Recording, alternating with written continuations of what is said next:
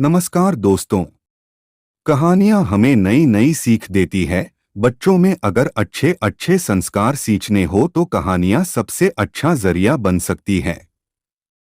आज की कहानी आपको थोड़ा भावुक कर सकती है, क्योंकि आज आप एक इमोशनल कहानी आपके साथ साझा कर रहा हूं। हाँ, इमोशन करने के साथ एक बहुमूल्य चीज भी आप इस कहानी से सीख सकते हैं, इसलिए इसे पूरी जरूर पढ़िएगा।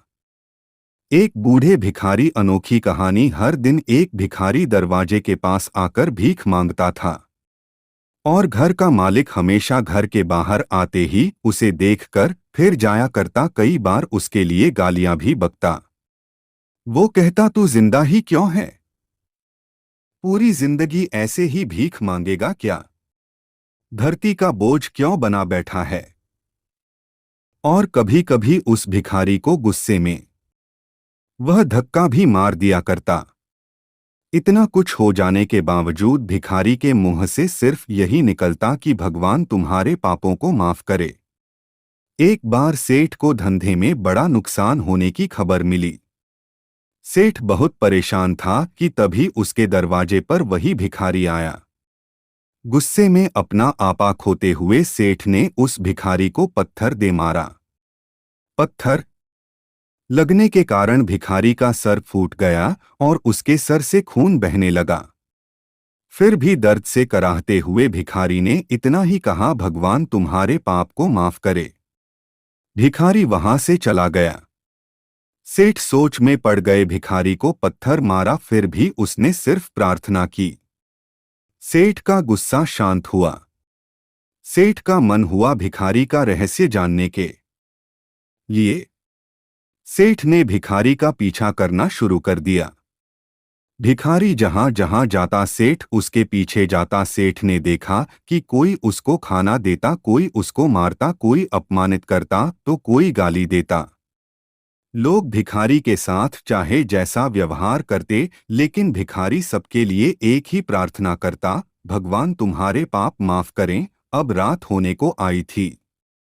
भिखारी अपने घर जाने के लिए लौटा। वो अपने घर पहुंच गया, लेकिन सेठ अब भी उसका पीछा कर ही रहा था।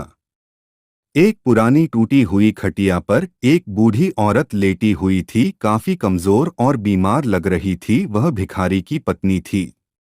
अपने पति को वापस आता देख वह खाट से उठ खड़ी हुई। पत्नी ने अपने पति के भीख वाले कटोरे में देखा, उसमें सिर्फ आधी बासी रोटी थी। उसे देखकर वह बोली, आज बस इतना ही मिला।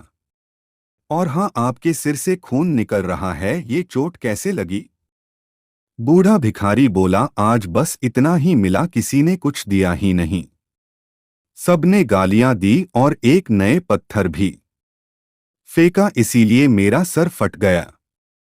एक गहरी ठंडी सांस लेकर बूढ़ा भिखारी फिर से बोला, यह मेरे ही पापों का फल है। तुम्हें याद है कुछ सालों पहले हम कितने अमीर थे? क्या कुछ नहीं था हमारे पास? हमारे पास हर चीज जरूरत से ज्यादा थी, लेकिन हमने कभी दान नहीं किया। और उससे भी बुरा हमने उस अंधे भिखारी के साथ किया जो हमारे द्वार पर भीख मांगने आया करता था। बूढ़ी पत्नी की आंखों में आंसू आ गए।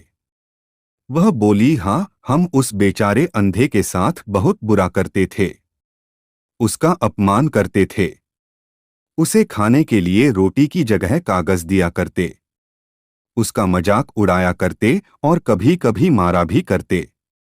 मैंने कभी उसको रास्ता नहीं दिखाए। एक बार मैंने उसके मुंह पर मिट्टी भी फेंकी थी और वह हमेशा दुखी होकर यही कहता कि भगवान तुम्हें तुम्हारे किए की सजा देगा। भगवान तुम्हारे पापों की सजा जरूर देगा। उसका श्राप सच हुआ और हम इस दुख भरी जिंदगी में आ गए। भिखारी बोला, हाँ, उसका श्राप सच हुआ, इसलिए मैं किसी को बद्दुआ नहीं देता। चाहे कोई मेरे साथ कैसा भी बर्ताव करे, मैं हमेशा उसके लिए प्रार्थना करता हूँ। मैं नहीं चाहता कि कोई भी हमारे जैसे जिंदगी का अनुभव करें, किसी को भी हमारे जैसे दुखों का सामना करना पड़े। वो नहीं जानते कि वह कितना बड़ा पाप कर रहे हैं, इसलिए अनजाने में हुए पाप की ऐसी सजा किसी को भी मिले मैं नहीं चाहता। सेठ वहीं पर छुपकर यह सारी बातें सुन रहा था। अब उसे सब कुछ समझ में आ गया था।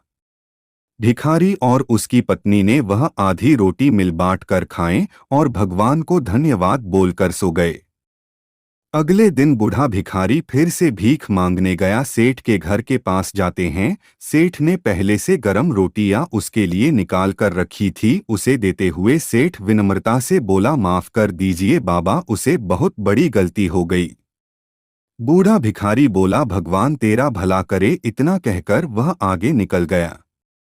इस कहानी से जो सीख लेने लायक है वह बड़ी ही सिंपल है कि आदमी चाहे किसी के बारे में बुरा कहे या भला करें, लेकिन भगवान सिर्फ कर्म के हिसाब से उसको फल देता है। क्या हुआ अगर भगवान नहीं दिखता है? लेकिन यह बात बिल्कुल सच है, उसके खाते में सबका हिसाब बहुत पक्का होता है। इसलिए जब किसी के लिए कुछ भी करो तो अच्छा ही करो।